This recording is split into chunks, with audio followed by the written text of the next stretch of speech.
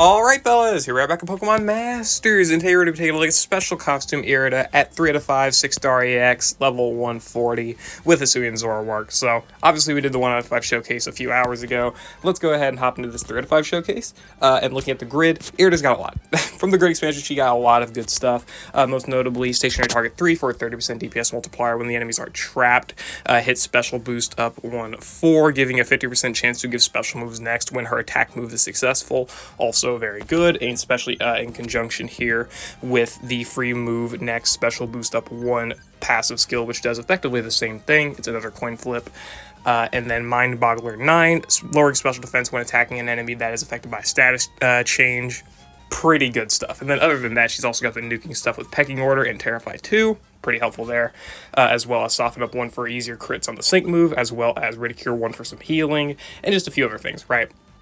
Those are the most notable nodes, I would say, and they're pretty good, for sure. Pretty good stuff that you can work with here, and yeah, got some battles lined up, so let's go ahead, hop into those. I don't want to waste too much more time, so yeah, let's go ahead and hop into the battles. So the first battle here is where we make use of Proton and Anniversary Raihan. We make use of them for special moves next and special defense debuffs in Proton's case, which is very, very nice. So yeah, we lead off here in order to use we use Raihan's max move to set max guard on Proton so he doesn't get slapped up by these ice moves, being ice weak and all. That's fun. Either way, whatever, doesn't matter. And then we go ahead and quad queue up here with Raihan as well, so that's fun. And he's also able to set Trap, which is very, very helpful for Irida. She does obviously want that help, which is quite good.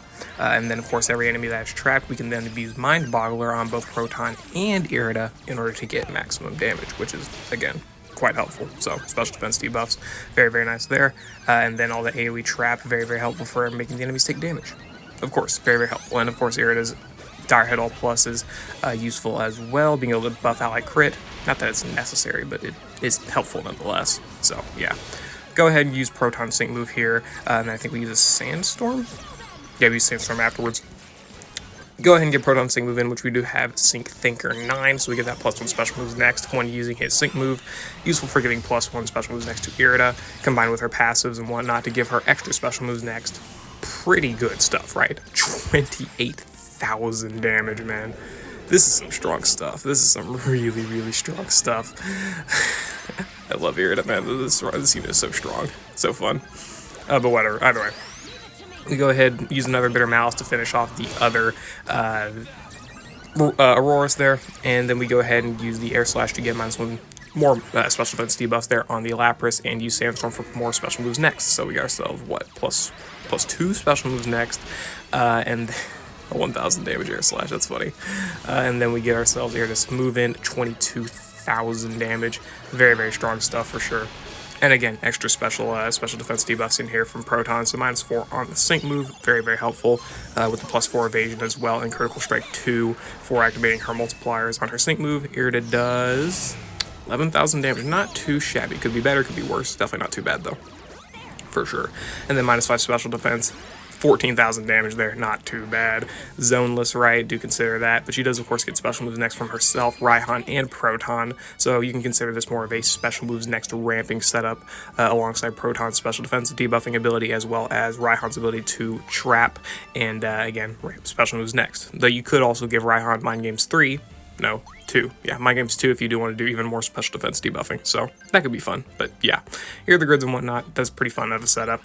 Let's move on to something a little bit more conventional, I guess. I don't know. Either way, yeah. Irida's pretty good for sure, even without the zone and Sinnoh ramping abilities. But yeah, let's move on again to something a bit more conventional. Alright, so for a more conventional set, we got ourselves Lucian and Renegade Cynthia here. So Lucian's able to debuff attack and special defense, and then we got Renegade Cynthia for more special defense debuffs. Fun. And of course Ghost Zone as well, so we can make use of that stuff, which is awesome. And then that's pretty much it. Use Irida for tanking. That's literally the strategy. Irida tanking is not like great because evasion is not reliable, but it's still fun and it works, which is surprising to me, but hey, if it works, it works. We also got Ridicule there, which is fun, so cool. Either way, whatever. We're able to use Lucian to maximize Pecking Order, as well as use Renegade Cynthia, of course, for the Ghost Zone and the Master Passive as well, which is fun. cannot maximize Irida's attack, which is annoying, or sorry, her crit, which is annoying, but we do have Soften Up 1 on the grid. Very, very helpful there, so that works out just pretty much in our favor for the most part. Use the single move here, Undergo Zone, attack debuffs, special defense debuffs. 10,000 damage, pretty good, right? Especially when you can get the Tech EX roll and can make it even better, so it's pretty strong for sure. Off type, of course, first single move, all of that stuff, very, very nice. 11,000 damage on the buddy move with +1 special moves next. Yeah, she's pretty strong. She's pretty strong, so to speak, so yeah, that's nice. Anyway, yeah, whatever. Go ahead and maximize all the debuffs and whatnot, use the Bitter Malice on these sides, just completely ruin their life. Very, very awesome. We did have to rely on the mist there on that Stone Edge, otherwise we would have gotten absolutely obliterated, but it didn't really end up mattering. And these Bitter Malices are not really having too much issue finishing off the enemy, and then using our Saint move, of course, and just sending him straight to hell, so to speak, so that's fun. But yeah, either way, you can make fun of, or make use of Lucian plus Irida here if you do, not Irida, Lucian plus Cynthia if you do want to maximize Irida's potential, attack debuffs, special defense debuffs, Ghost Zone, Sinnoh Master Passive, all that stuff works out. I wouldn't say it's the most conventional of setups, nor is it going to be the most consistent, but I mean, you can definitely try it. Give it a go, have fun, whatever, it works out, it's pretty straightforward too, so you can definitely do it if you want. But of course, there are obviously multiple other strategies, such as, like, trap characters, like we did in the last one where we got other characters to do trap for her, other supports and whatnot for special moves next and special defense debuffing, like Proton or Iona or something. Whatever it may be. You can do a lot of different strategies, but this one's probably the most straightforward and most conventional. So, hey, Renegade Cynthia and Irida, they can work out. So, there you go. Figured I may as well do a full free-to-play setup. Or, well, other than Irida, right? Free-to-play partners, specifically. So, sure, we'll go with this. Sycamore and Giovanni. Giovanni's not exactly the greatest option, but he's able to debuff special defense, which helps out Irida. And then Sycamore is here for side damage with Horn Leech. That's not a joke, because Irida is able to buff his crit to maximize his crit, so he can crit, that's a lot of crits, consistently on his Horn Leech for damage, which works out. And of course it keeps him healthy, which is even better, so that's nice. But yeah, Giovanni's here mostly for special defense debuffing, which he doesn't get early on for some reason. He's got like a 50% chance to do it, he just doesn't. But it's whatever, it's not really the biggest deal in the world, because he does start doing more consistent damage later on in the battle, so we can get some good psychic damage there. Of course, having actual special attack buffs does help that out quite a lot, so yeah, that's nice. Whatever. We are also able to buff Sycamore's attack with his team's Shout, so he can actually start doing more damage with Horn Leech, which is helpful. We get the support EX in, get speed buffs, special attack buffs, whatever, max Irida special attack, and max Giovanni special attack here, which is great. And again, Giovanni can now actually start doing a little bit reliable damage, which is helpful. Into the KO on the side, very, very nice there. Okay. This is where we start just pretty much spamming damage on the Sharpedo, and then we start going for Bitter Malices on the Tyranitar so we can turn Deny it later on, which is good. So we can go ahead and just get rid of it. Get rid of it before it's able to attack us, and then we can end up using Irida's nuke in order to finish off the Sharpedo. At least that's the strategy. Again, combined with Horn Leech, you can do a whole hell of a lot of damage with that, which is great. So there we go. Able to get in the Bitter Malice there on that Tyranitar. It would have been better if I could have KO'd it, but it doesn't. It wasn't necessary because we can just use the Bitter Malice here to KO the middle. And again, the Sync move here should get rid of Tyranitar, right? Yeah. 10,000 damage with just Blind Spot and Trap and Sync, right? I did not change the Lucky skill for Irida. Critical Strike 2 is better, but if you wanted to get more Sync nuke damage, you got Trap and Sync, which, again, I would probably 21,000 damage. I would just probably prefer to bring Critical Strike 2, but I kind of forgot. But I figured, hey, whatever, it works out nonetheless. You get good Sync nuke damage, partial Sync nuke damage, and you still get good DPS from Irida. So, hey, the sacrifice can be worth it in some areas. So, that's nice. We're able to finish off the battle here. Full free-to-play partners. Sycamore, Giovanni, they work relatively well. Just make sure you can get Sycamore's Sync move in so you can actually get the buffs. That's about all you really need. Do wish Sycamore's healing option was a bit more consistent, because this only really worked because grass, he's weak to grass, or the enemies were weak to grass, but either way, it wasn't too bad. Be able to get enough points in Stadium in order to actually be able to pick up both, or not have to pick up both physical and special damage reduction. So that just, I guess, goes to show how strong Irida can be. So there you go. Crit maxing Sycamore with her Dire Hit Plus, and then just obliterating the enemy with more damage. What more do you want? That's nice. Anyway, yeah, let's move on to some more unconventional setups, I guess. Kind of. And here we are again here against Grimsley. Got ourselves the unconventional setup. This is more of like a Sinnoh, triple Sinnoh setup, which I do quite a lot of in this video, actually. Interesting. Whatever, it doesn't matter too much. We use Irida here for tanking, but we also maximize her nuking potential because of Ray's ability to use his turnip move to buff evasion with team evasive maneuvers, I think is what it's called. I don't remember the passive skill, man. We're able to use Bertha here in order to debuff enemy attack with Sand Tomb. -6 attack is very, very nice for making us take less damage, but of course also we don't want to take damage, so I guess in that aspect it is a little bit counterintuitive, but it doesn't really end up mattering that much. It's fine. So they just miss all of their attacks and just take damage from sand or trap sometimes, whatever it may be. And here is the maximum Irida nuke. We don't have +6 special attack, but still. About, let's say 6,000, 5,000, 6,000 damage for the most part. Not great, but also consider they don't have any special defense debuffs. They don't have any, we don't have any ghost zone, no rebuff, anything like that. But the big thing here is that we're able to use Irida in conjunction with Ray for triple arrows damage as well as triple arrows barrage damage. And of course ramping too. Ramping was good for this too. And we end up finishing them off there for some pretty fast clears. -3. They still have 3 sync countdown left.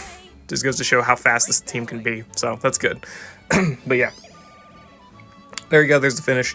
It was more of like the combining of physical and special damage, and then of course using Ray's team evasive maneuvers passive at 4 to 5. Yeah, he gets it at 4 to 5 in order to buff Irida's evasion to maximize it, maximizing blind spot. We still had trap and sync 4, and we also had pecking order activated right from Bertha being able to debuff attack, which was helpful, and also maximize Irida's crit with the Team Sharp Entry 1, which was not necessary because I think she had Soften Up 1, but it makes it so her regular moves guarantee crit, which could have been a little bit more detrimental in the last run because we never maximized her crit, so good thing that we didn't have to worry about that, but yeah. There you go, there was the setup with the triple Sinnoh, double Hisui, I guess, battle. You tend to not see too much synergy out of like Adamant and Irida, Ray and Irida, Akari and Irida even. Like Irida seems to be the most detached from the other Hisuian characters, but you can make it work, clearly, so that's nice.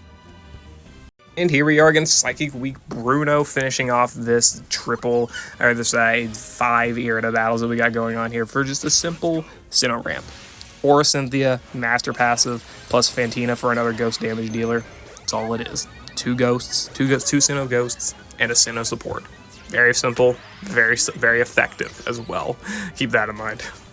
Able to, of course, use Cynthia here in order to buff our defenses and buff our team healing with team, what's it called? Focus? No, I don't remember what it's called. I'd have to think about it. But the ability to where she can buff ally healing, or buff ally health by using Vacuum Wave effectively. I don't think it ends up proccing here, but it doesn't really matter. It's fine. Again, this is just a very simple way of maximizing Irida's damage without having to bring a Ghost Zone setter, rebuff, whatever.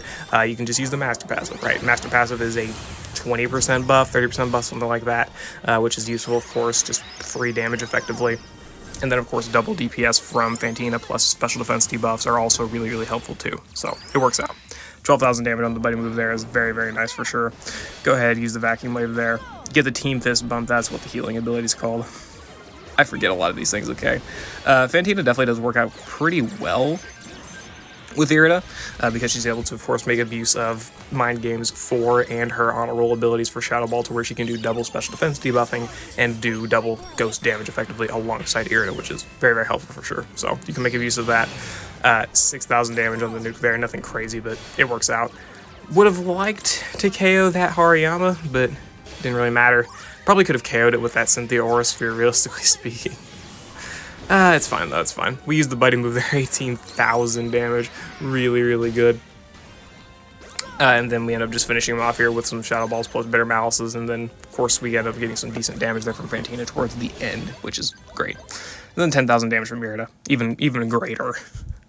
Yeah, so it works. It's pretty effective using a Sinnoh support, you know, or Cynthia being the master passive and defensive support that she is, and then of course using Fantina as well for ghost damage and special defensive debuffs is also very, very helpful too, and also the ghost theme skill. So those buffs are also pretty decent, but yeah, whatever. That's pretty much my overview, showcase, whatever, for Irida here at 6-star X 3 out of 5. This is mostly a DPS related character, I would say. The Techie X roll definitely does help out with her, definitely helps out with her damage as well as her nuke, so that's probably what I'll try and focus more on for the 3 out of 5 6-star EX roll showcase, is I'll probably try and focus more on her nuking side of things, because the big 1.5 times power multiplier is going to be very, very good there for making sure she can do a lot of good damage. And yeah, overall, Irida's great for Ghost. She's probably the best Ghost unit in the game, just out of contend, and no one else contends.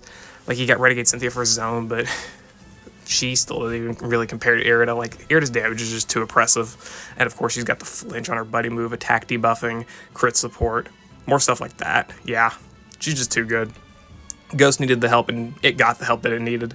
And Irida is definitely a very dominant striker for sure. So, good pickup if you do need a good Ghost character, or you just like Irida or Hisuian characters in general. Be sure to pick her up. She's strong for sure. So, yeah. Be on the lookout for the EX Roll Showcase in the future. Probably tomorrow. I'll see what I can do about that in terms of what footage I can get. And yeah, I'll see you all later. Let me know what you think about Irida, and bye.